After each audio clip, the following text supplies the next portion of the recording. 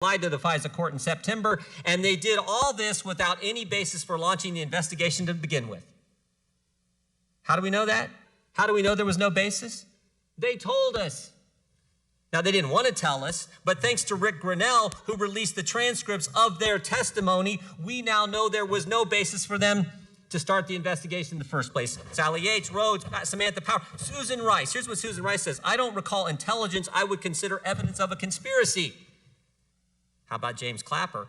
I never saw any direct evidence that the Trump campaign or someone in it was conspiring with the Russians to meddle with the election. Say that again. I never saw evidence that the Trump campaign was conspiring, and yet they investigate him. There was never a proper predicate. So why'd they do it? There was no reason to do it. Why'd they do it? They told us that too. Peter Strzok, August 2016, asked, is Trump going to win? What's his response? Remember, this is Peter Strzok. This is the guy who ran the investigation. No, he's not. We'll stop it. August, Peter Strzok says, we'll stop Trump. September, they spy on Papadopoulos. October, they use the fake dossier to lie to the court. But guess what happens in November? Guess what happens in November? November 8th, 2016, the American people get in their way. 63 million of them to be exact. Now everything changes. Now the real focus is, wow, wait a minute, we didn't stop him. He won. Now what do they have to do? They have to do the cover-up. And who do they have to go after? Who's target number one in their cover-up? The former head of the Defense Intelligence Agency, the guy who's about to become National Security Advisor to the President of the United States, Michael Flynn. They can't have him hanging around because he'll figure it out. So they decide to go after Michael Flynn, three-star general, served our country for over 3 decades. And we know they went after him because they told us that too. Bill Priestep, head of counterintelligence at the FBI, the day they interview Flynn, January 24th, 2017, his notes say what? What's our goal? To get Flynn to lie so we can prosecute him or to get him fired? Think about what the Obama, Biden, DOJ, what their administration did in the last month. The last month they were in power. January 4th, the agents investigating Flynn want to drop the case. Comey tells them no. January 5th, they have the now famous meeting in the Oval Office. Obama, Biden, Rice, Comey, all of them are in there. They're plotting their strategy, how they're going to get Flynn. January 6th, Comey goes up to Trump Tower, briefs President-elect Trump on the dossier that they already know is false, just so they can leak it to the press, and the press will write the story that they briefed the president on the dossier. And then, of course, January 24th, the day they go set up Michael Flynn in his interview. Guess what else they did? Guess what else they did between Election Day and Inauguration Day? That 2-month time, guess what else they did? 38 people, 49 times unmasked Michael Flynn's name.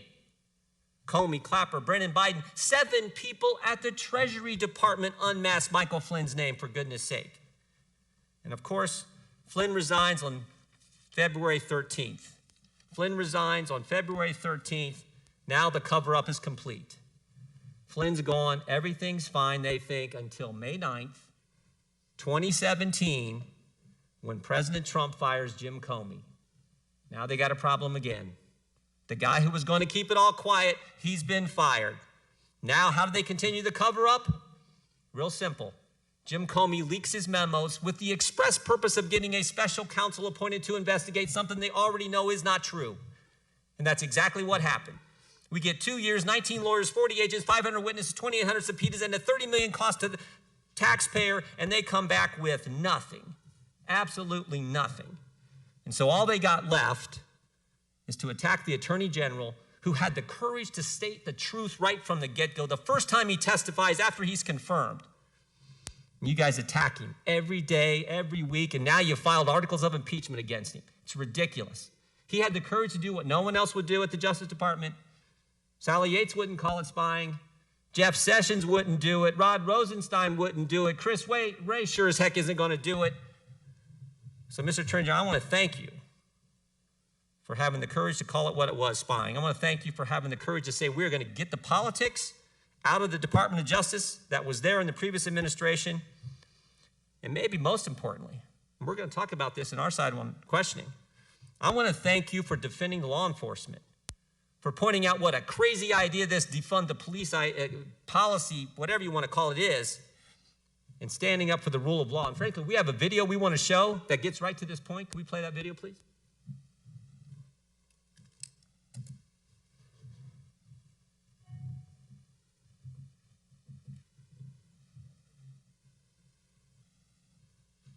Clear in how I characterize this. This is mostly a protest. It is not generally speaking unruly. Peaceful protest. Peaceful protesters. Peaceful protest. Peaceful protest. Peaceful protest. Peaceful protest. Peaceful protest. Peaceful protest. Peaceful protest. Peaceful protest. Peaceful protest. Peaceful protest. Peaceful protest. Peaceful protest. Peaceful protest. Peaceful protest. Peaceful protesters.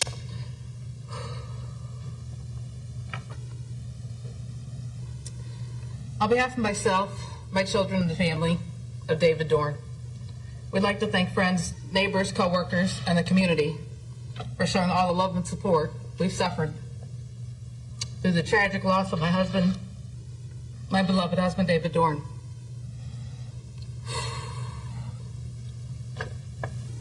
We'd also like to thank St. Louis Metropolitan Police Department for their hard work and perseverance through this investigation, as well as Circuit Attorney's Office.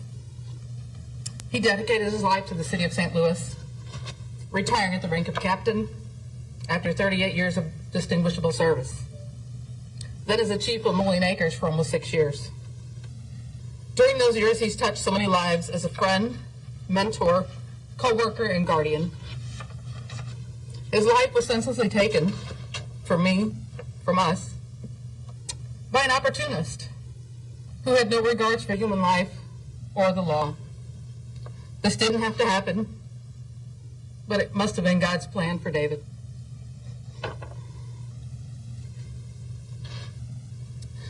We need to come together as a community and do better. We need to teach our young people that life is very precious. We as a family are going to be taking some time to focus our attention on healing, which is very important as we move forward. We would like David's legacy to be remembered as a loving husband, father, grandfather, brother, uncle, friend, colleague, and most importantly, a child of God. I'm going to thank you all for coming, and God bless you all.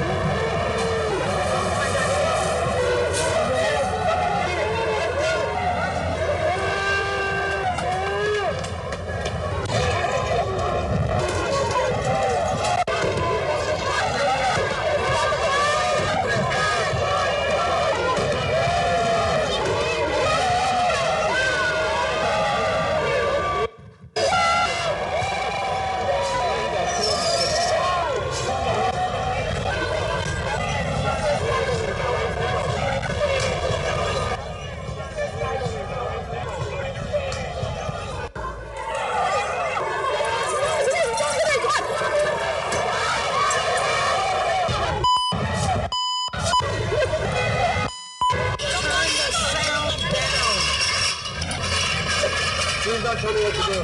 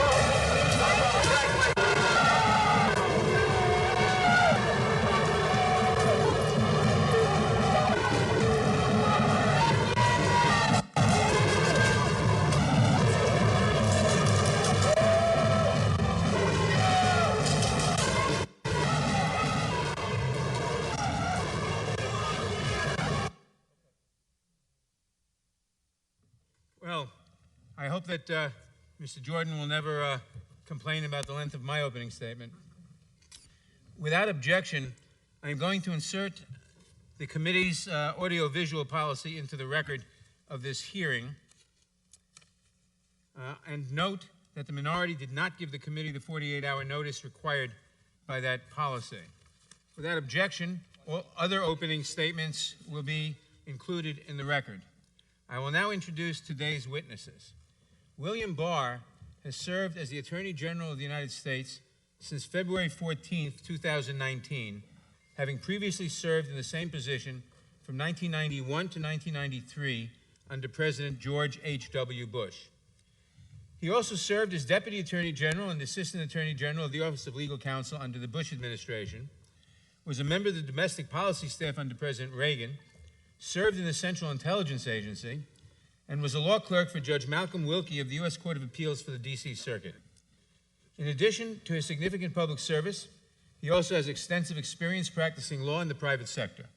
Attorney General Barr received his A.B. and M.A. from Columbia University and a J.D. from George Washington University School of Law. We welcome the Attorney General and we thank him for participating today. Now, if you would please rise, I will begin by swearing you in. Would you raise your right hand, please? Or left hand? Do you swear or affirm under penalty of perjury that the testimony you're about to give is true and correct to the best of your knowledge, information, and belief, so help you God? Let the record show the witness has answered in the affirmative. Thank you, and please be seated. Please note that your written statement will be entered into the record in its entirety. Accordingly, I ask that you summarize your testimony in 5 minutes. To help you stay within that time, there is a timing light on your table. When the light switches from green to yellow, you have 1 minute to conclude your testimony. When the light turns red, it signals your 5 minutes have expired. Mr. Barr, you may begin. Good morning, Mr. Chairman, Ranking Member Jordan. I'm pleased to be here this morning. On behalf of the Department of Justice, I want to pay my respects to your colleague, Congressman John Lewis, an indomitable champion of civil rights and the rule of law.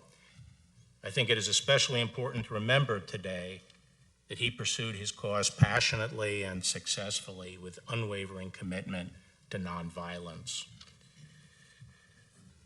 As I said in my confirmation hearing, the Attorney General has a unique obligation. He holds in trust the fair and impartial administration of justice. He must ensure that there is one standard of justice that applies to everyone equally, and that criminal cases are handled even-handedly based on the law and the facts and without regard to political or personal considerations. And I can tell you that I've handled criminal matters that have come to me for decision in this way. The President has not attempted to interfere in these decisions. On the contrary, he has told me from the start that he expects me to exercise my independent judgment to make whatever call I think is right, and that is precisely what I've done.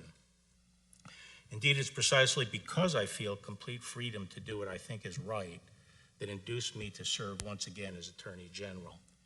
As you just said, Mr. Chairman, I served as Attorney General under President George H.W. Bush, and after that I spent many years in the corporate world.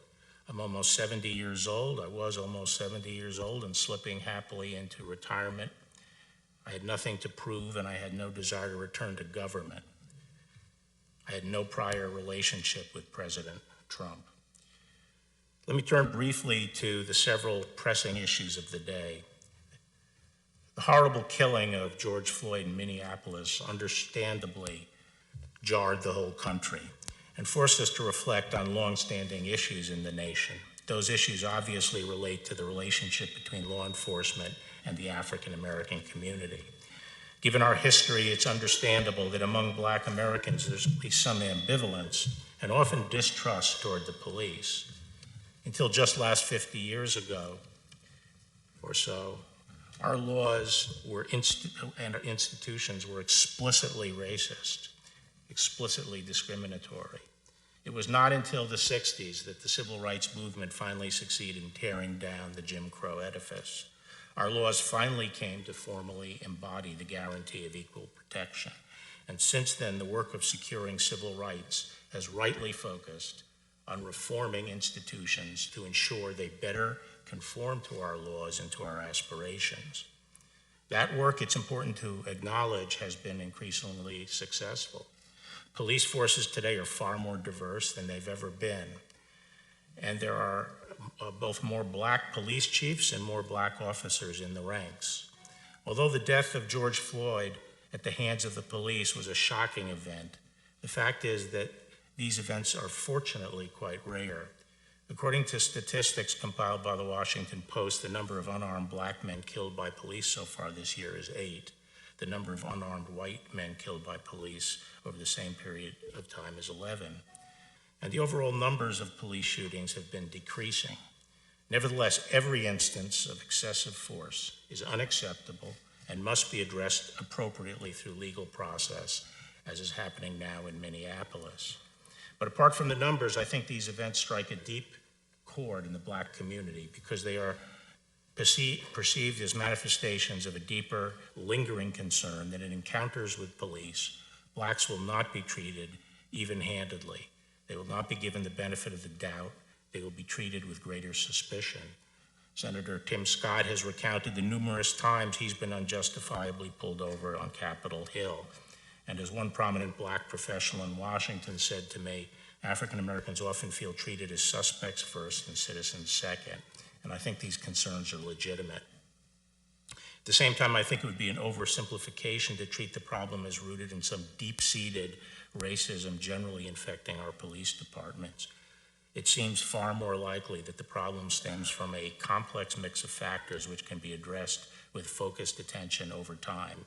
And we in law enforcement must be conscious of the concerns and ensure that we do not have two systems of justice.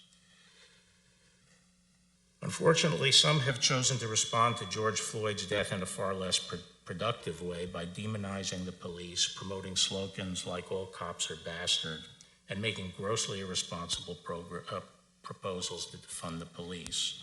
The demonization of the police is not only unfair and inconsistent with principles of all people should be treated as individuals, but gravely injurious to the inner city communities. When communities turn on and pillory the police, officers naturally become more risk averse and crime rates soar. Unfortunately, we are seeing that now in many of our cities.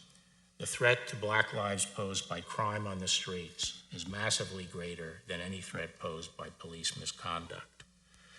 The leading cause of death for young Black males is homicide. Every year, approximately 7,500 Black Americans are victims of homicide. The vast majority of them, around 90%, are killed by other Blacks, mainly by gunfire. Each of those lives matter.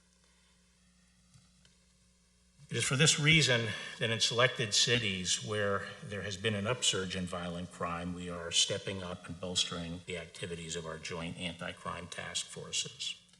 Finally, I want to address a different breakdown in the rule of law that we've witnessed over the past 2 months. In the wake of George Floyd's death, violent rioters and anarchists have hijacked legitimate protests to wreak senseless havoc and destruction on innocent victims. The current situation in Portland is a telling example. Every night for the past 2 months, a mob of hundreds of rioters have laid siege to the federal courthouse and other nearby federal property. The rioters have come equipped for fight, armed with powerful slingshots, tasers, sledgehammers, saws,